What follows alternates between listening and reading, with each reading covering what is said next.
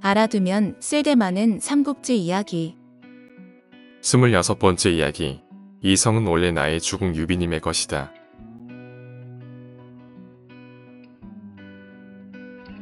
수아 한 명 없이 홀몸으로 소패성을 빠져나온 유비는 조조가 있는 허도를 향해 가다가 송거를 만나 동행을 하게 됩니다. 아무것도 먹지 못한 채 말을 달렸구나. 말먹이도 구하고 나도 어디서 요기를 해야 할 텐데.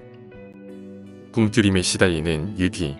그러나 유비의 명성은 산골 마을에까지 퍼져 있어 가는 곳마다 가난한 살림살이에도 불구하고 유비에게 음식을 바치거나 잠자리를 마련해 주었습니다.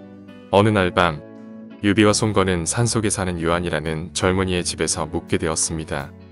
유 자사님을 평소에 흠모해 왔는데 저희 집에서 묵게 되시다니 이런 영광이 어디 있습니까? 잠시만 기다려 주십시오. 살림도 넉넉하지 않을 텐데 웬 고기 요리인가. 저는 사냥을 업으로 삼고 있으니 고기쯤이야 얼마든지 있습니다. 부담 갖지 마십시오. 도망길이라 제대로 먹지 못해 시장하던 유비와 송거는 유한의 고기 요리를 배불리 먹고 잠이 들었습니다. 다음 날 아침 유비가 떠날 차비를 하고 마구간에 들어갔는데 그곳에 죽은 여자의 시체가 있었습니다. 유비는 깜짝 놀라 유한을 의심하여 죽이려 하자 유한은 눈물을 흘리며 말했습니다. 어제 마땅히 대접할 식량이 없어서 제 처의 고기를 삶아 대접하였습니다. 유비는 이 말을 듣고 유한의 정성이 가슴 아파 하염없이 눈물을 흘렸습니다. 유비는 유한과 후일을 약속하고 허도를 향해 계속 나아갔습니다. 유비는 천신만고 끝에 조조를 만나게 됩니다. 유비를 만난 뒤 조조는 군사를 몰아 선봉으로 출발한 하우동군이 있는 제북에 도착했습니다. 선봉으로 나서 패전한 죄 어떻게 용서를 구해야 할지 모르겠습니다. 승패는 병가 지상사가 아닌가. 그보다 자네 눈은 어떻게 된 것인가.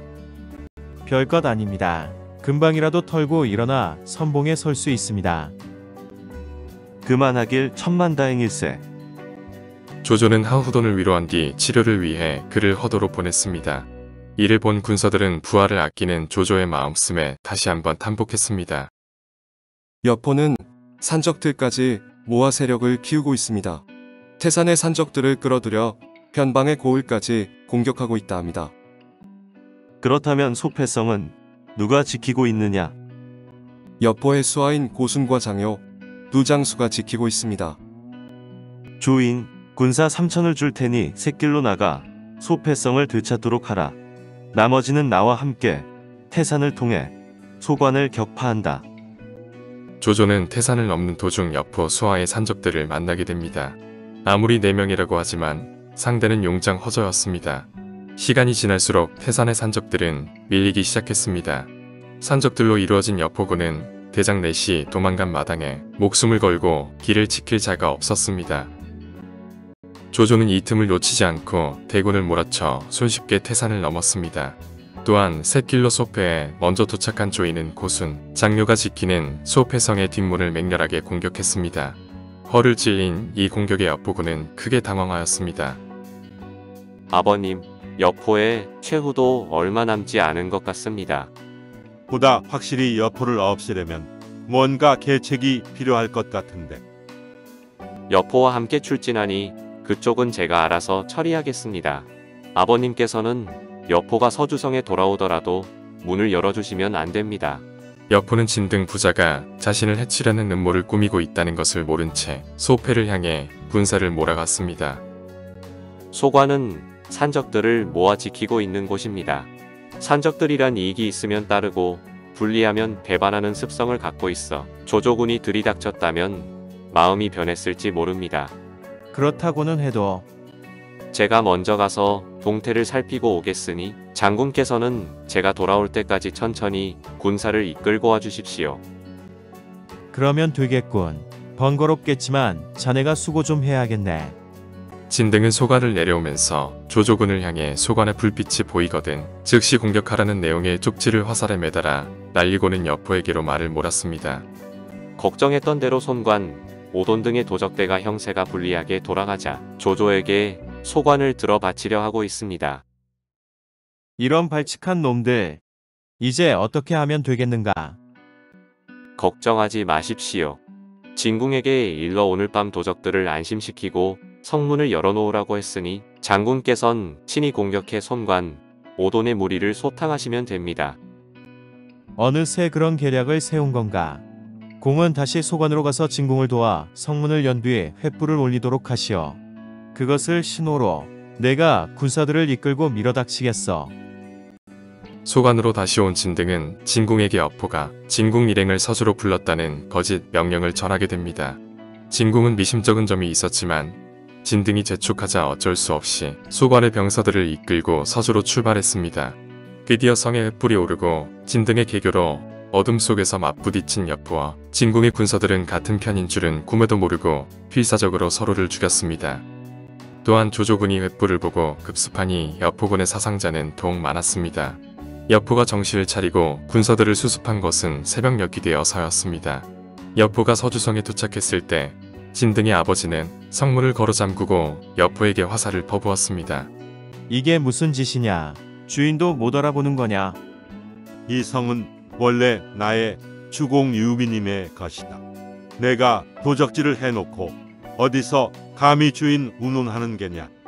주공, 진정하십시오. 소관에서 우리끼리 싸우게 한 것도 서주성을 빼앗은 것도 모두 진등이 꾸민 짓입니다. 여포는 그제서야 진등이 없어진 것을 확인하고는 진궁의 말을 믿게 되었습니다. 진등의 간계로 병사들을 대부분 잃고 서주성까지 빼앗기게 된 여포는 분노로 몸을 떨었습니다. 내 당장 진등을 잡아 목을 베리라. 고정하십시오. 소패로 가서 호순, 장여와 함께 조조를 막는 것이 급합니다. 진등은 그 후에 처치해도 늦지 않습니다. 여포는 남은 군사를 이끌고 서둘러 소패로 향했습니다. 괜찮으십니까? 적권 소패를 지키고 있어야 할 고순과 장요가 아닌가. 진등의 계략이 소패성까지 미친 것임에 틀림없습니다. 조조군에게 포위되셨다고 들었습니다만 소패의 방비는 어찌했느냐? 최소한의 방비만 하고 급하게 달려오는 길입니다. 어차피 진등 혼자 성을 지킬 수는 없습니다. 조조군이 오기 전이라면 다시 찾을 수도 있을 것입니다. 어서 소패로 가시지요. 여포는 신약 같은 희망을 갖고 소패를 향해 전속력으로 군사를 몰았습니다. 하지만 여포가 소패에 이르렀을 때 소패는 이미 조조의 수중에 넘어가 있었습니다. 소패성 앞에서 난감해하고 있는 여포 앞에 장비가 나타나고 고순이 대적을 하게 되지만 고순은 장비의 상대가 되지 못했습니다. 고순이 장비에게 밀려 주춤거리는 사이 장비는 사모를 휘두르며 여포군을 마구 휘저었습니다. 여포와 장비가 맞부딪히자 장비군과 여포군도 달려나와 정신없이 뒤엉켜 치열한 싸움을 벌였습니다. 하지만 시간이 지날수록 수가 적은 장비의 군사들은 여포군에게 밀리기 시작했습니다. 그러나 때 마침 조조군이 나타나자 소패를 당장이라도 빼앗을 듯이 덤비던 여포였지만 급히 동쪽으로 후퇴하였습니다. 여포는 후퇴 도중 이번에 관우를 만나게 되지만 후성의 도움으로 간신히 위기에서 벗어나 군사들을 수습하여 화비성으로 몸을 피하였습니다. 여포를 놓친 관우는 뒤쫓아온 장비와 마주치게 되었습니다. 저는 부하들을 데리고 망탕산에 들어가 있다가 오늘에야 나오는 길입니다. 그간 정말 고생이 많았다. 여기서 이럴 게 아니라 조공의 본진으로 가서 형님을 뵙도록 하자. 가장 두려운 것은 여포가 원술이나 장패, 손관의 무리와 손을 잡는 것입니다. 그러니 길목을 지켜 합의성에서 아무도 빠져나가지 못하게 해야 합니다. 산동 쪽의 길목을 지키면서 합의성을 쳐야겠군. 유공은 회남으로 가는 길을 맡아주시오.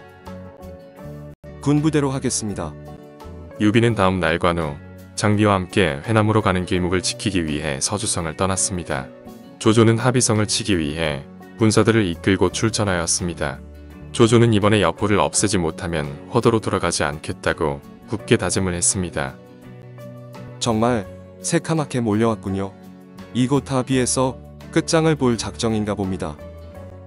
조조군 따위는 문제없어. 식량도 넉넉한데다 합의성은 하늘이 내린 천혜의 요새가 아니오. 이대로 지키기만 해도 지쳐서 돌아갈 것이오. 조조는 지금 지쳐있는 데다 진영도 제대로 갖추지 못한 상태입니다. 반면 우리 군사들은 기운이 왕성합니다. 지금 성 밖으로 나가 조조군을 치신다면 대승을 거두실 수 있습니다. 하늘 천, 은혜해. 천혜란 하늘이 베풀어준 은혜. 즉 자연의 은혜입니다. 그러나 여포는 지쳐있는 조조군에게 역습을 가하자는 진궁의 계책을 받아들이지 않았습니다. 며칠이 지나자 조조군은 목측을 둘러 튼튼한 진영을 갖추었습니다. 이렇게 해서 여포는 조조군을 물리칠 절호의 기회를 놓치게 되었습니다. 나무목, 울타리 책, 목책이란 말뚝 따위를 쭉 잇따라 박아 만든 울타리를 말합니다. 며칠 후 조조는 적은 수의 군사만을 이끌고 합의성으로 다가갔습니다. 이대로 성이 무너지는 날에는 장군은 역적이라는 오명에서 벗어날 수 없으니 한번 잘 생각해 보시오. 잠시 생각해보고 대답해 주겠어. 승상은 잠시 군사를 물려주시오. 조조의 이야기에 현혹되려는 여포를 보고 진궁은 조조에게 화살을 날려 싸움을 걸게 됩니다. 힘들이지 않고 여포를 항복시키려던 조조의 계책이 진궁에 의해 빗나가자 조조는 전군에 공격 명령을 내렸습니다. 조조군을 물리칠 수 있는 유일한 방법은 의각지세입니다. 주공께서 성 밖에 진을 치십시오. 저는 조조가 주공을 공격할 때 성문을 나가 그 뒤를 치겠습니다. 조조가 성을 공격하면 주공께서 그 뒤를 치십시오. 거세한 소의, 볼각, 갈지, 형세세, 의각지세란 양쪽에서 잡아 당겨 찢으려는 양면 작전의 형태를 말합니다. 여포는 의욕이 생겨 내실로 들어가 아내 엄씨에게 옷을 준비시켰습니다. 부인, 털옷을 준비해 주시오. 갑자기 털옷은 왜 찾으시는 겁니까? 성 밖에 나가 조조군과 싸울 생각이요. 성 밖에 나가 싸우시다가 무슨 일이라도 생기면 저희는 어떡합니까? 부인 엄씨의 말을 듣고 마음이 흔들린 여포는 우물쭈물하다가 사흘을 그냥 보내고 말았습니다. 조조는 허도에서 엄청난 군량을 옮겨오고 있다고 합니다.